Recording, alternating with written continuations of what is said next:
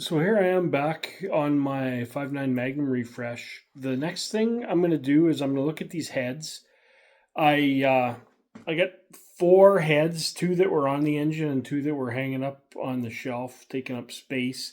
So ideally, I'm going to find one out of two or two out of four that are going to be good to go back on this engine.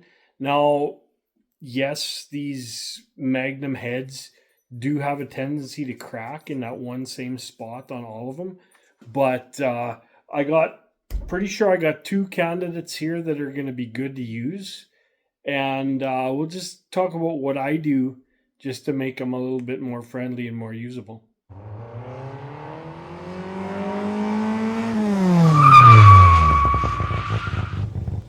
Now, please forgive me when you're watching this video. There's going to be a small portion of it where you can hear my ultrasonic cleaner in the background. It's annoying as shit, but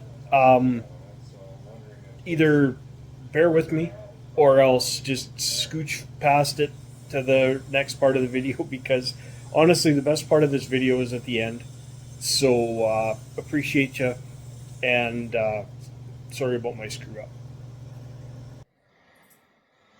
Now, one thing I freaking hate these little tubes that you have to drop the spark plugs down into.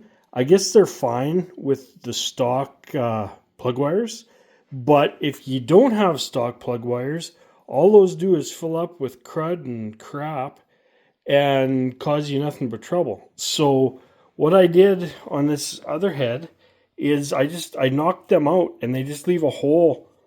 Same thing as what you would see on an LA head. It's going to make it a heck of a lot easier to clean all that stuff up inside there. And ideally, it'll be able to stay clean as well. So when you go to knock these out, I just take a punch. Not a chisel because the chisel will just cut through it and it won't do what you need to do. But if you just take a punch,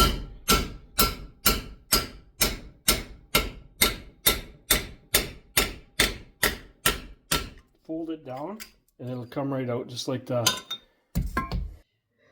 Another thing these heads are famous for is these outside intake manifold bolts.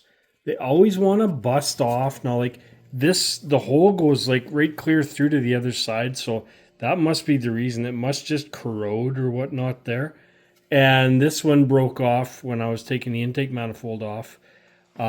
Pretty sure, yeah, this one's clear through. That one I'll just be able to tap clean and it'll be good. But this one we're looking at, I'm gonna have to drill that piece of crap out.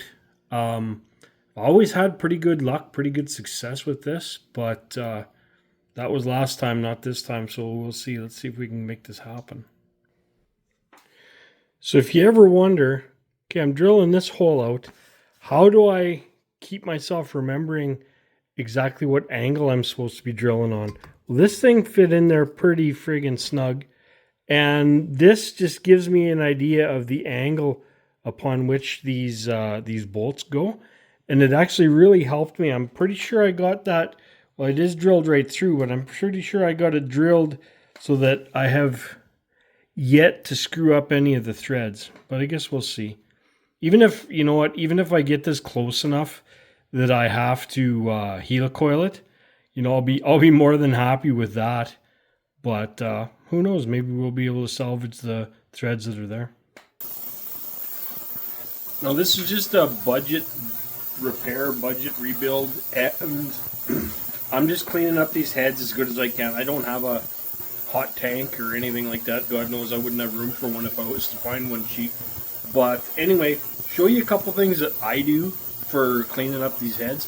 Not saying it's right, not saying anything about that, but I've successfully done this a few times. So check it out. I've got a couple of different razor type scrapers that I use.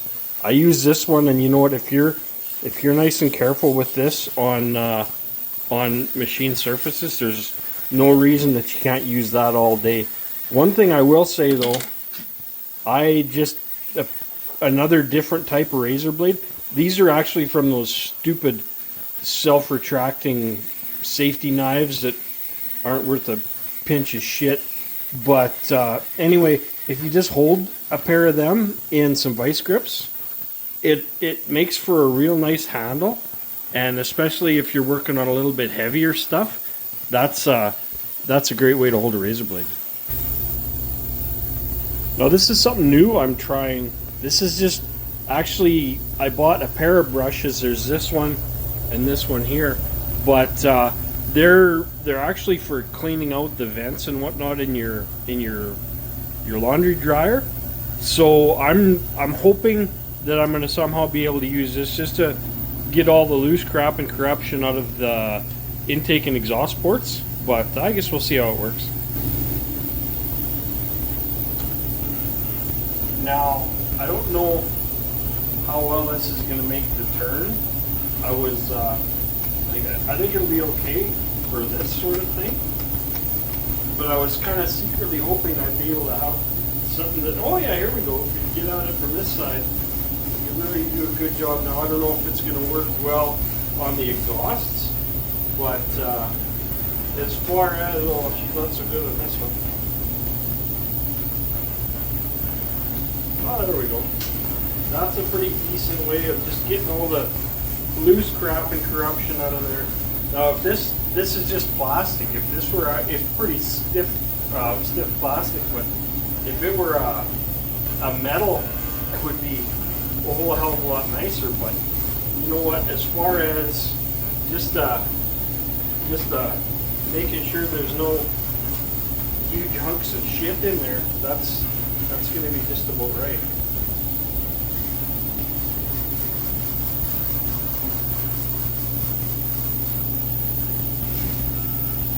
Now let's see where we go with the exhaust side. Try it from here.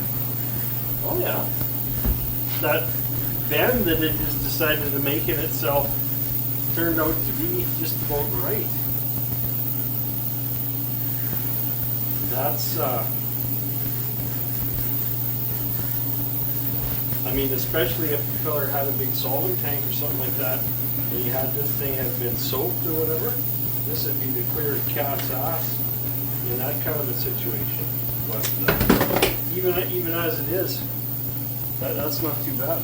Another thing that I've gotten to using is just dollar store baking sheets. That's just a cookie sheet, and you know what? It's cheap. I think it was under $5, and it kind of keeps your mess located in more or less one spot. Makes it a whole hell of a lot easier to clean up. As you can see, cleanup is not really high on my priority list anyway, but at least where I can, I like to keep things sort of together. Here too with my piston cleaner ultrasonic machine. That's just a 9x13 cake pan, and when I pull the basket out of that with the piston in it, rather than letting it drip all over and make a big mess, I just set it down in that cake pan, and keeps everything somewhat together and less grubby. So for a can of brake clean and a little bit of screwing around with some different wire brushes and cleaners and whatnot, that head is pretty much ready to. I'll have a look at the valve seats, and we'll start putting them back together. Okay, I just learned a valuable lesson, which probably didn't need to learn. I've known it, but I just screwed up. Here's the situation. All that work that I just showed you that I did on those heads, which is good stuff. In the end, number one, first thing I should have done is check the seats, check for cracks, make sure those heads were even usable. Because you want to know what? They weren't. Every single freaking one of them had cracks between the intake and exhaust valve on the outside cylinders. Now that's where the Magnums crack. I thought I was going to be able to find 2 good ones out of the 4. I wasn't. I looked quickly and I thought, oh yeah, these 2 are good, and that's the 2 that I started working on. And once I actually got in and started really closely cleaning the valve seats so that I could lap the valves in, that's when I noticed that, yeah, no bueno. These are not gonna be. I mean, would they run? Yeah, but this is a truck that gets used a lot, and I have no interest in putting it together to just take it apart again in the friggin' spring with the same problem that we're having now. So I did a thing. I decided to go ahead. Summit Racing has new stock replacement cast iron Magnum heads from Pro Max, and I've did a little bit of research online. I heard lots of good things about them, so I picked up a pair, and let's have a look at what we got. So this is fresh out of the box and onto the bench. At first glance, they look pretty decent. The machining work looks all right. It's the one nice thing about the Magnum head over the LA head for small block Mopars is these are actually a machine surface on the Magnums, whereas they're just a rough cast, leak prone piece of crap on the LAs. But if you look at these ports, look pretty decent. Let me just grab a light. Yeah, that looks okay. That's not too bad at all. Everything looks pretty decent with those. Fortunately, I don't have to remove those piece of crap plug tubes. But yeah, that's not too bad.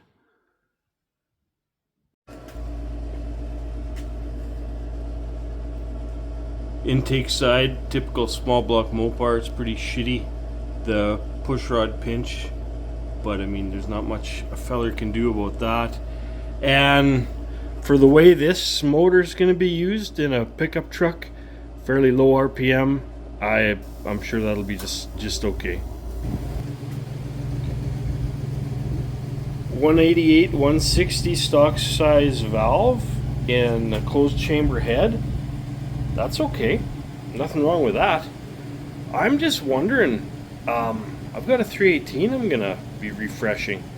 Maybe I could stick a pair of these on that, because I know it's got head issues as well. Something to think about. Now, I might have been able to save a buck or two on these just buying bare heads, but you know what?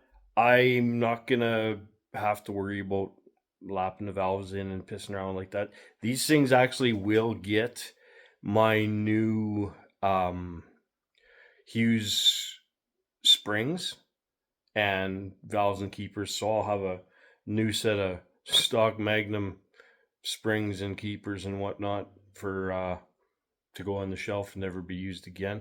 But whatever, you know what? It is what it is. This is the in the interest of time, we're trying to get this truck back on the road. We do use it a little bit in the winter, just as a winter hot rod. Basically, is what it is for us. And we made the choice to buy these heads, and that's what we're going to do. So let's get these valve springs swapped out, and we'll go from there. Now, this may be the second crappiest valve spring tool in the world, but it's what I got. And I have a ridiculously cheap one of those C-clamp ones, and I can't get it to work for shit. So this is what I'm going to use.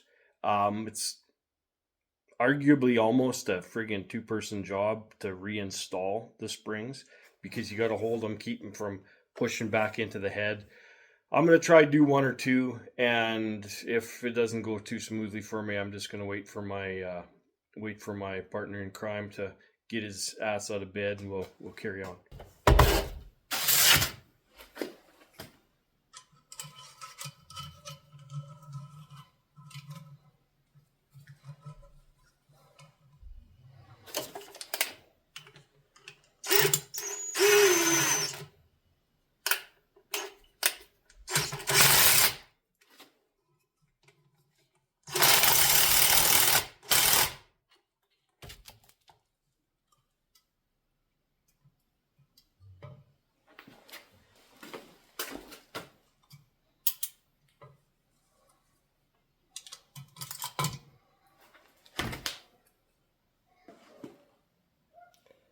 Now if you look, this tool holds these Magnum valve springs a hell of a lot better than the stock ones. The Magnum ones are a lot flatter on top.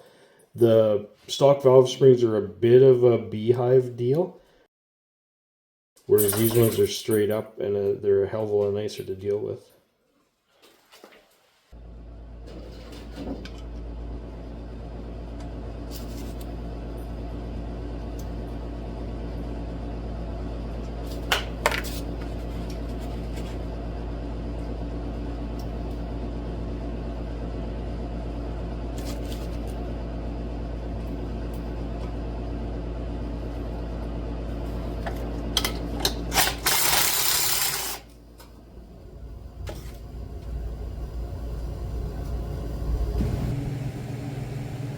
Now the secret to this, whether you're taking them off or putting them on, like you can see this is compressed, but if you grab them as low on the spring as possible, that way you'll get the greatest amount of squeeze out of them, and it's the easiest to get the keepers in and out.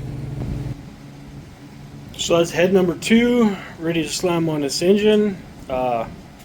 Hayden was getting all the threads in the block ready to accept these heads, so let's just throw them on and we should be good to go. I gotta say, new clean parts are so nice. I mean, had I not screwed around with those other ones originally, this would have been so much better. As far as people worrying about having to disassemble and check out your stuff before you put it together, as I was doing the valve springs, we checked everything out inside. There's not a speck of stuff in these anywhere. They were 100% ready to be bolted on right out of the box. Have a look at them. You can see they've been lapped in nicely. And yeah, really happy with these. As far as if you're in the market for a set of stock Magnum heads, Pro Max, that's definitely the way to go. The one thing I will say, the valve springs, maybe I don't know as much as I think I know, but the valve springs were seemingly kind of not the best. When like these are the Howard's cams ones that I installed, and you can see the spacing between is even all the way along, and that's how I would expect that it should be.